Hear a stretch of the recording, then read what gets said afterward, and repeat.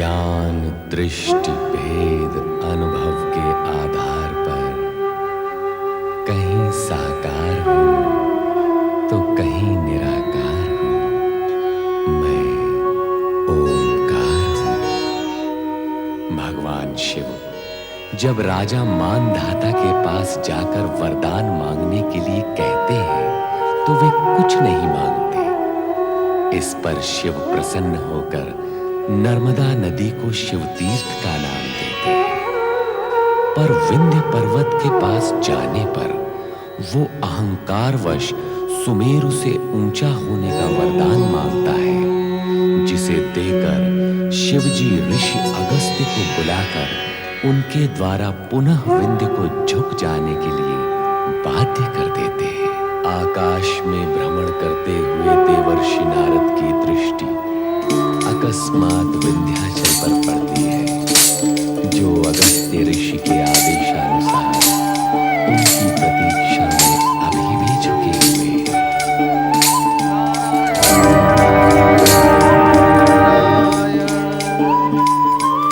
जय जय ना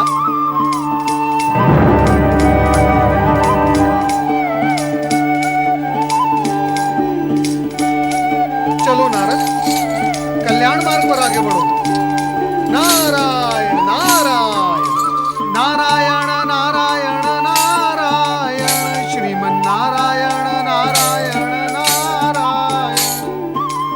पर्वतराज, ये अभिनय की मुद्रा क्यों धारण कर रखी है? देवर्षि, ना तो मैं पर्वतराज रहा, ना अभिनय करने की मानसिकता है मुझ में। इस दुख और निराशा का कारण क्या है? और आपका ये आकार लघु कैसे हो गया? और इस प्रकार झुके झुके क्यों हो? मुनिवर, अगस्त जी का यही आदेश है, जब तक वे दक्षिण से न लौटे मैं इसी प्रकार झुका रहूं। अज्ञान की भी कोई सीमा होती है, किंतु तुम्हारा ज्ञान असीम है, असीम। विंध्याचल तन के झुकने को झुकना नहीं कहा जाता, विनम्रता के साथ मन से झुकने को झुकना कहा जाता है। यदि तुम्हारा गर्व गल गया हो तो सीधे खड़े हो जाओ। किंतु मुनिवर का आदेश, वे क्रोधित हो जाएंगे। उनका आदेश और उद्देश्य दोनों पूर्ण हो चुके हैं, अब वो कभी लौट कर नहीं आएंगे। क्या वे लौट कर नहीं आएंगे? तो सदा के लिए मुझे इसी प्रकार झुका रहना होगा? नारायण नारायण, शब्द को नहीं विंध्यराज, अर्थ को पकड़ो, अर्थ को। मैंने तो आपके शब्दों को सत्य माना था। आपने कहा था भगवान शिव की आराधना करने से मैं सुमेरु से भी ऊंचा हो जाऊंगा। अवश्य कहा था राजन, मैंने अवश्य कहा था, किंतु उतनी ही ऊंचाई उचित होती है जो लोकहित और धर्म में बाधक न हो। मेरे पश्चात शिवजी ने भी तुम्हें अपना संतुलन बनाए रखने के लिए समझाया था, किंतु तुम नहीं माने, अपने हट पर अड़े रहे। ये हट और ऊंचा होने की महत्वाकांक्षा आप ही ने मेरे मन में जागृत की थी देवर्षि। नारायण नारायण, ये तो मेरा स्वभाव है। तीनों लोक में घूमकर मैं यही काम करता रहता हूं। इस जगत में लोभ और आकर्षण के अनेक साधन हैं। स्वार्थवश, कुटिलतावश अथवा व्यवसायवश जगत के प्राणी लोभ और आकर्षण की रचना तो करते ही रहते हैं। तो क्या हमें भी अपनी अज्ञानतावश उनके वश में हो जाना चाहिए? नारायण नारायण, अपनी सतसत विवेक बुद्धि का उपयोग करना आवश्यक नहीं।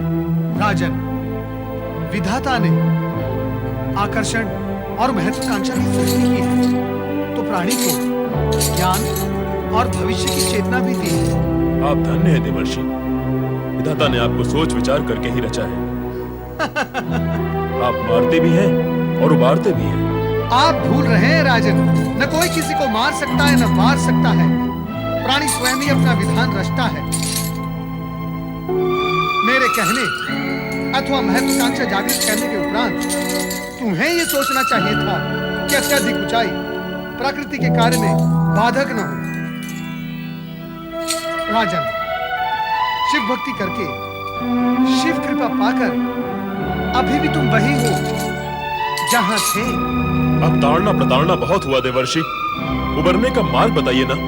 विनम्रता से झुककर पुनः शिव आराधना करो, कल्याण होगा।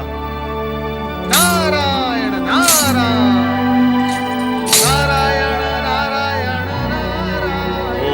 नमः शिवाय, ओम नमः शिवाय। ओम नमः शिवाय, ओम नमः शिवाय। आओ नारद, कहाँ रचा कर आए हो अपनी लीला? लीला रचाने के लिए नारद का नाम तो व्यर्थ ही घसीटा जाता है भोलेश्वर। सत्य तो ये है कि लीला रचाते आप हैं, मैं तो उसका मात्र प्रचार करता हूँ। नारायण नारायण। किंतु विंध्याचल को पुनः तपस्या में लीन करने की लीला तो तुम्हारी थी ना नारद? इससे पूर्व उसे झुकाने का आयोजन भी तो आप ही का था भोलेश्वर। नारायण नारायण। वो आवश्यक था। उसका उद्धार करना भी तो आपके लिए आवश्यक था प्रभु। मैं तो केवल भूमिका बनाकर आया हूं। नारायण नारायण। सो तो करना ही होगा। नारायण नारायण नारायण नारायण।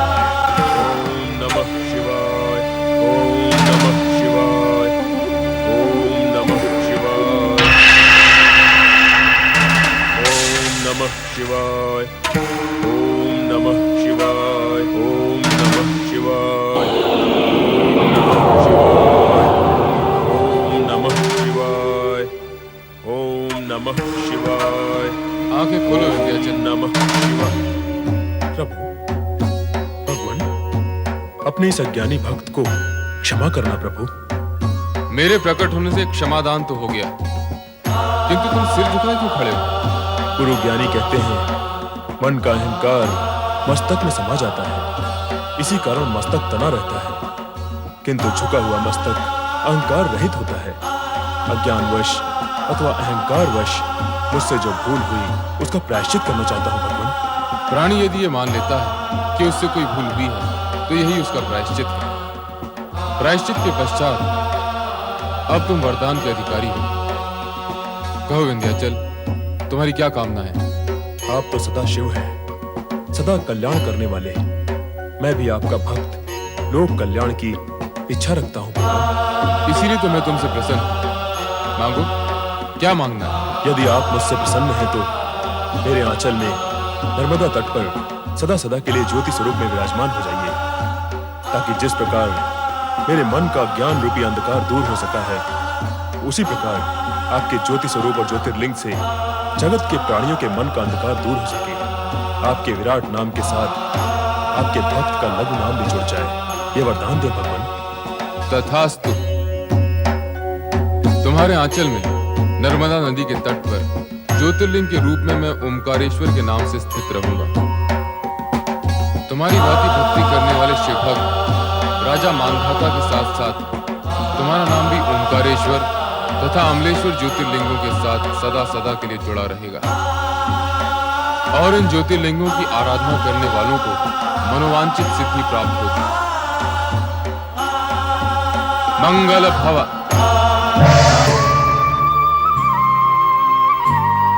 ओम नमः शिवाय।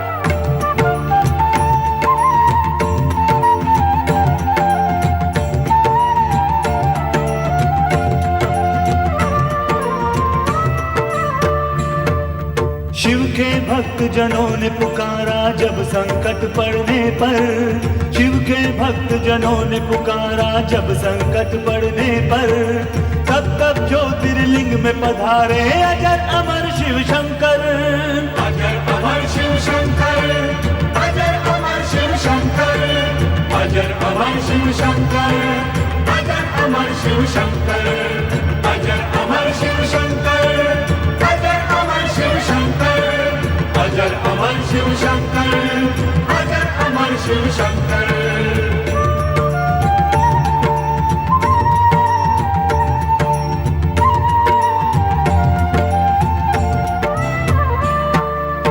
एक समय विंध्याचल पर्वत शिव की शरण में आया। साक्षात ओंकार जहाँ थे शिवलिंग वहीं बनाया। करने लगा वो शिव का पूजन तदनंतर दिन रहना। शिव शंकर जब प्रकट हुए तब खोले अपने नैना। एक ओंकार लिंग तभी दो भागों में विभक्त हुआ। शिव ज्योति परमेश्वर संज्ञा ओंकारेश्वर नाम पड़ा। ओंकार परमेश्वर ज्योतिर्लिंग के जो दर्शन पाता, मोक्ष है मिलता माँ के गर्भ में वो फिर से नहीं आता। ओंकार शिव की जय हो, ओंकार शिव की जय हो, ओंकार शिव की जय हो, ओंकार शिव की जय हो, ओंकार शिव की जय हो, ओंकार शिव की जय हो, ओंकार शिव की जय हो, ओंकार शिव की जय हो। पंचाक्षरी मंत्र ओम नमः शिवाय के जाप और ओम के नाद मात्र से प्राणी अहंकार, क्रोध, मद, लोभ से मुक्त होकर परमात्मा की प्राप्ति कर लेता है। विंध्यराज के तप से प्रसन्न होकर भगवान शिव उनके समीप नर्मदा तट पर सदा के लिए ज्योति रूप में विराजमान हो गए। किंतु असुर प्रवृत्तियों के पालक तारकासुर अभी भी अपने दम्भ और शक्ति में भ्रमित थे। सुंदरी, स्वर्ग सुंदरी, सुंदरियों, नृत्य आरंभ करो। नहीं, ये संभव नहीं है। उस कायर इंद्र के सामने नृत्य संभव है? देवराज इंद्र तो सबके अधिपति हैं, वे श्रेष्ठ हैं। उस दुष्ट का नाम न लो हमारे सामने। उसका गुणगान हमें सहन नहीं। ये तो सारा जगत जानता है कि तामसिक और दुष्स्वभाव वाले किसी की प्रशंसा और गुणगान सुन नहीं सकते। नारायण नारायण। ए नारद, हमारे यहाँ जब भी आया करो नर नारायण का जाप छोड़कर आया करो। तुम्हारे आने से पूर्व ये सुंदरी इंद्र के नाम का जप कर रही थी। हम किसी भी इंद्र का नाम सुनना नहीं चाहते। न राज इंद्र, न जीत इंद्र, न धर्म इंद्र। अब तुम कहो, कैसे आना हुआ? चलाया संदेश सुनाने। संदेश या उपदेश? संदेश। संदेश तो सदा ही शुभ होते हैं दैत्यराज। जीवन को उचित दिशा देकर सुखी बनाने के लिए होते हैं ये संदेश। सज्जन इनसे लाभ उठाते हैं और दुर्जन तो संदेश देने वाले को भी हानि पहुंचाते हैं। ए नारद, क्या क्या बोलते रहते हो तुम? हमारी बुद्धि में न समाने वाली बातें न बोला करो। बुद्धिमान की बुद्धि में तो मेरी बातें तुरंत समा जाती है दैत्यराज। न जाने आपकी बुद्धि में क्यों नहीं समाती। इसे मैं अपना दुर्भाग्य मानकर अपने आप को अभागा कहता हूँ, परंतु आपको क्या कहूँ? कुछ भी कहो, अभागा न कहना। पर तुम तो कोई संदेश कहना चाहते थे। संदेश कहूँ या उपदेश, यदि आप उसे सुनकर मान लेंगे तो आपका हित ही होगा। हित अहित का विचार मानव करते हैं, दानव नहीं। तुम कहो, क्या कहना चाहते हो? तो सुनो दैत्यराज, संदेश और उपदेश की सीमा से बाहर आकर मैं तुम्हें चेतावनी देते हुए सावधान करता हूं। यदि समय रहते आपने अपने अत्याचारों का चक्र थाम नहीं लिया तो आप और आपके वंश का विनाश होने में अधिक समय नहीं लगेगा। ए नारद, मेरे सामने खड़े होकर मेरे वंश के विनाश की बात करता है? तू मेरा विनाश चाहता है? नारायण नारायण। मेरे अथवा अन्य किसी के भी चाहने से आपका अथवा किसी के भी वंश का विनाश संभव नहीं दैत्यराज। सत्य तो यह है कि कुकर्मों के फल का नाम ही विनाश है। अब आपने जो कुकर्मों के बीज बोए हैं उसके फल तो आप ही को खाने होंगे। नारद! स्वर ऊंचा कर देने से सत्य नीचा नहीं हो जाता दैत्यराज। इस बात की आप गांठ बांध लो। सत्य तो यह है कि निर्दोष और धर्मपरायण प्राणियों पर किए गए अत्याचार से जो दुर्भावना और श्राप की आंधी उठेगी उसमें आपका सब कुछ स्वाहा हो जाएगा।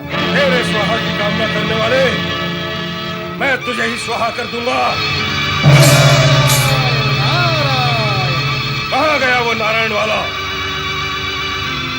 जाओ पृथ्वीवासियों के घरों को आग लगा दो, मार डालो सबको, और तब तक मारते रहो जब तक वो नारायण को न भूल जाएं। जाओ स्वर्गाधिपति तारकासुर की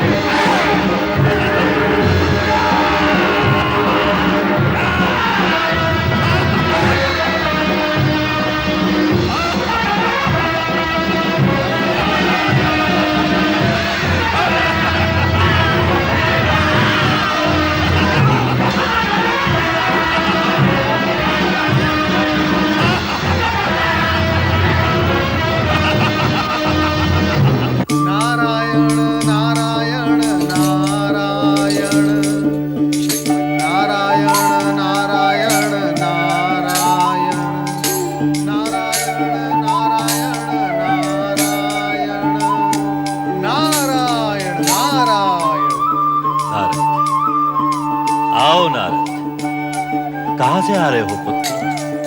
परमपिता, मैं कहां से आ रहा हूं ये बताने से पहले मैं ये कहना चाहूंगा कि मैं यहाँ क्यों आया हूँ। बहुत ही असंतुष्ट और खिन्न लगते हो। उसका भी एक कारण है और उस कारण के मूल में आप हैं। तुम्हारे असंतोष और खिन्नता का कारण मैं? केवल मुझे ही नहीं परमपिता, संपूर्ण मानव जाति और देवगण को आपने असंतुष्ट कर रखा है।